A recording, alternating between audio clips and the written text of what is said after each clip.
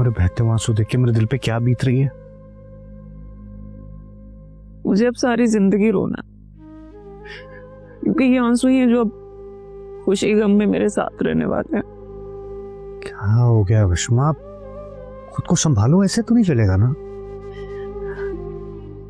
कैसे संभालूं? पता है, अगर देखा जाए तो मैंने कुछ हटके नहीं मांग लिया था। क्या मांग लिया था? सिर्फ यही ना कि तुम साथ चाहिए हो। सारे खिलाफ हो गए हमारे। ना गोरी ना, मुझसे ना हो पाएगा ये। क्या मतलब सस्ते, तुम मुझसे प्यार नहीं करते? क्यों नहीं हो पाएगा तुमसे? मुझसे नहीं हो पाएगा गौरी, नो। ना ना। ठीक है, फिर वो बॉडी बिल्डर मुझसे शादी करने के लिए तैयार है, मैं उसी से शादी कर लेती हूँ। मैं उस बॉडी बिल्डर को आग लगा दूंगा। वो ऐसा कैसे कर सकता है?